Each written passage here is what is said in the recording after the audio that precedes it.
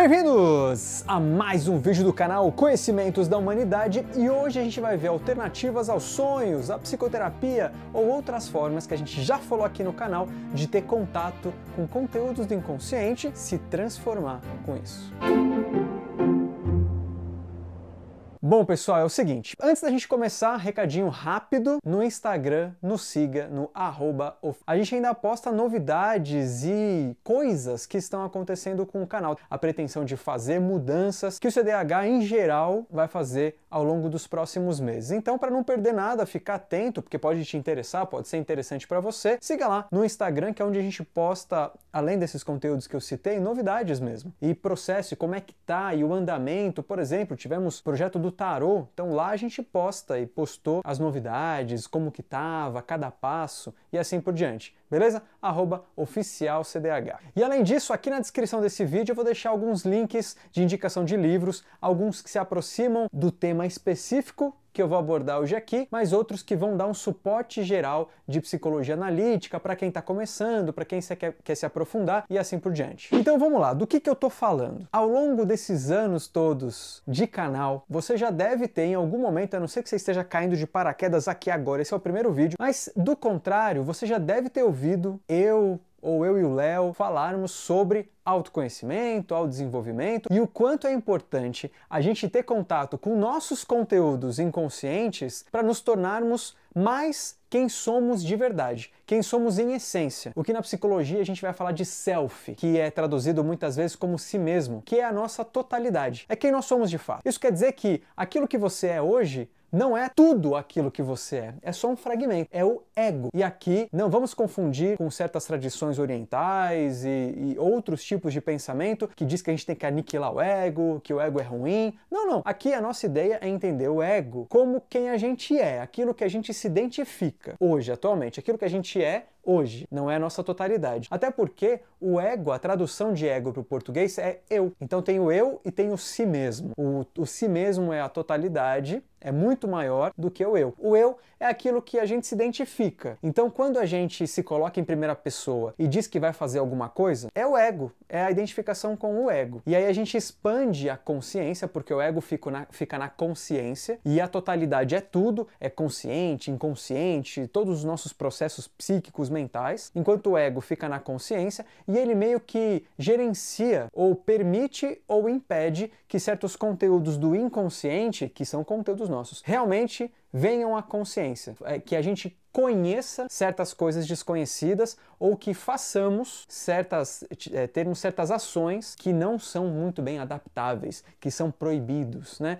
Pelo nosso julgamento, por valores, sabe? Coisa de família, a família inteira quer uma coisa e você quer outra. Tudo isso pode fazer com que o ego impeça que certos impulsos, vontades, desejos e etc, venham à luz. Pode ser até características suas. E aí isso vira sombra. E aí lembrando então, sombra não é algo ruim, é só um lugar em que é depositado tudo que a gente desconhece e muitas vezes não quer saber sobre nós mesmos. E isso gera um problema, porque esse conteúdo ele vai ficar lá desconhecido, querendo ser reconhecido. Sabe aquelas vezes que você chama uma pessoa por outro nome, esquece uma data, dá branco em certos momentos importantes? Isso são atos falhos. E geralmente eles são causados por esses conteúdos aí que estão escondidos. Então você confunde o nome de uma pessoa porque no fundo tem um conteúdo seu que está sendo ali colocado e que você desconhece e aí você comete. Então, esses embaraços que a gente se coloca, geralmente são influência desses conteúdos que a gente desconhece. Com tudo isso, com essa explicação toda, rapidinha aqui, eu quero dizer que precisamos nos conhecer mais. A gente precisa trazer mais conteúdos do inconsciente para a consciência. Existem vários, a gente já citou aqui a psicoterapia, certos processos iniciáticos fazem isso, a interpretação de sonhos, temos curso inclusive sobre interpretação de sonhos, entre outras coisas, né? A imaginação ativa é uma delas e tal. Mas tem uma que indica bastante pra gente que esse processo ele não precisa ser chato, ele não precisa ser sério, sisudo, pesado. E isso é muito importante colocar aqui no canal, porque se você já tá aqui há um tempo, sabe que a gente conta piada, piada, que a gente brinca, tira sarro, e tudo isso com muito amor, não é nunca desprezando ou menosprezando alguma coisa, alguma escola de pensamento, alguma religião, alguma mitologia, nada disso. É simplesmente o nosso jeito de fazer, de se comunicar. E por que eu tô falando isso? Porque esse jeito de entrar em contato com o inconsciente é com o lúdico, é com o brincar criativo. Eu vou explicar então o que é esse brincar criativo que eu tô querendo dizer. Não é qualquer tipo de brincar, não é necessariamente ligar o videogame e ter ali um jogo cheio de regras onde você simplesmente vai andando, como se fosse um jogo de plataforma, estilo Mario, né, o Mario Bros das antigas e tal. Talvez os jogos mais abertos que te deem possibilidades infinitas ou quase infinitas de fazer qualquer coisa no mundo, desde explorar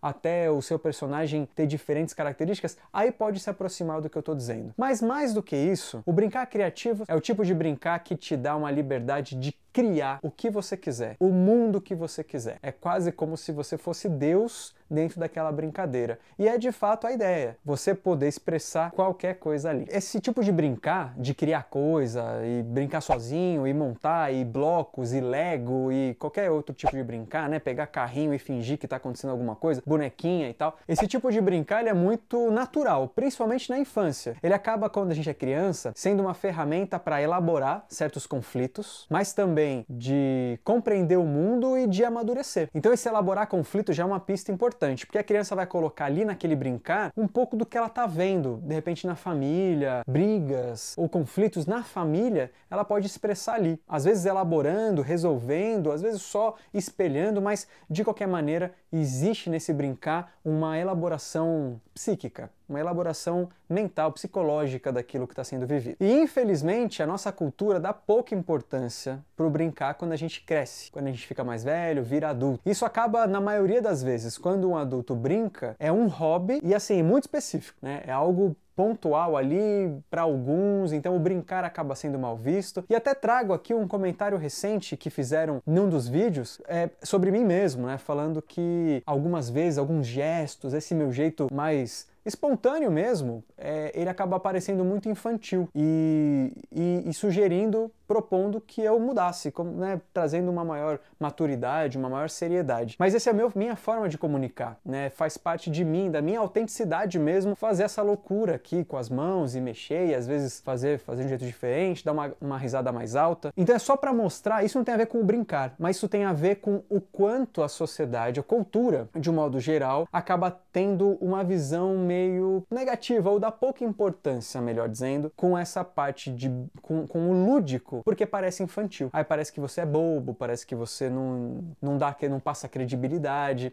E é isso que eu quero trazer para vocês como importante. Um brincar criativo que pode ser bem efetivo nesse sentido são os jogos de RPG, tanto os digitais, mas principalmente os de mesa. Você tem ali alguém que está mestrando, que vai criar um mundo, que vai criar uma trama, mas você tem os personagens que podem fazer o que eles quiserem dentro daquilo que eles se comprometeram enquanto personagens, né? Você tem as outras pessoas ali, mas o personagem ali, ele pode mudar de opinião, ele pode fazer algumas coisas, então pode ajudar. Então, de uma forma mais moderna, o RPG pode se enquadrar nisso. E esse espírito lúdico, essa brincadeira criativa, ela não precisa de uma interpretação depois. Você não precisa levar isso para algum lugar e tal. É claro que se você tiver um processo psicoterapêutico e o seu psicoterapeuta, a sua psicoterapeuta, tem já o processo ali de brincar, como caixa de areia ou algum outro, excelente, você vai ter mais um nível de aprofundamento. Mas o próprio brincar, o próprio lúdico por si só, criativo, esse específico que eu tô falando para vocês, ele já dá a possibilidade dos conteúdos virem. Então o brincar sozinho já é terapêutico por si só, pois é a expressão de pensamentos e sentimentos inaceitáveis, aqueles que eu citei para vocês. Mas além disso, também é a expressão do mundo arquetípico e de outros conteúdos internos, que não necessariamente são inaceitáveis, mas simplesmente são desconhecidos. Então, no brincar ali, espontâneo, não é para brincar já pensando nisso, eu vou trazer aqui todo o meu conteúdo, não. O simplesmente se deixar brincar, montar um Lego e fazer uma história, blocos de montar, qualquer outro brincar, que exercite essa criação, essa possibilidade infinita, vai trazer essa espontaneidade e essa comunicação com o inconsciente. Então, esse momento lúdico, autêntico, mais tranquilo, sem uma cobrança, ele encoraja a reconciliação separação simbólica, mas que vai acontecer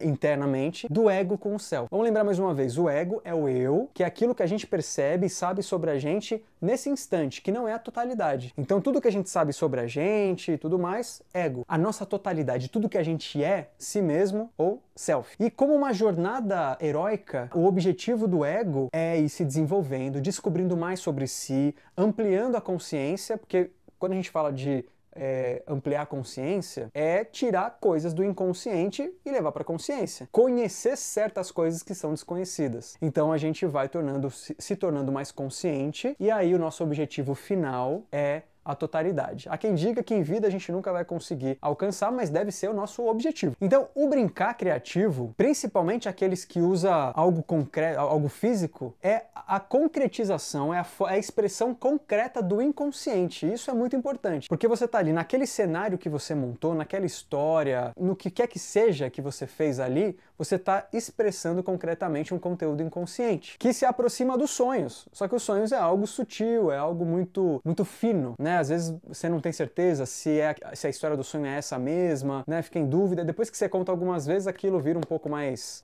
você que dá uma forma para o sonho. Aqui não, aqui você está colocando na prática. E aí vem uma das coisas principais para a gente finalizar o vídeo. Você, com as mãos, está trazendo aspectos do seu inconsciente. Isso significa que o conhecimento desse aspecto inconsciente não se dá do inconsciente para a consciência. Ele se dá do inconsciente para o mundo, fora, e de fora é reconhecido pela consciência. Então é um processo muito interessante que até é comparável aos alquimistas, que com toda a transformação ali dos metais em ouro, faziam mais ou menos isso, né? Com algo concreto, físico, palpável, você está falando sobre um aspecto seu, uma jornada sua. Primeiro você faz e depois você percebe. Então, o grande ponto desse vídeo é: dediquem mais tempo para brincar. Dediquem mais tempo para o lúdico. Ah, mas eu não tenho sobrinho, não tenho primo mais novo, não tenho filho, não tenho nada. Brinca você. Do que você gostava de brincar nesse brincar criativo? Como você pode deixar a sua criatividade, em termos lúdicos, fluir? Porque uma coisa é ter a criatividade para montar um roteiro, ou para fazer uma arte específica que alguém te pediu, sabe? Uma coisa é o profissional, outra coisa é a criação autêntica, é o brincar, é trazer essa ideia. Por mais que pareça infantil,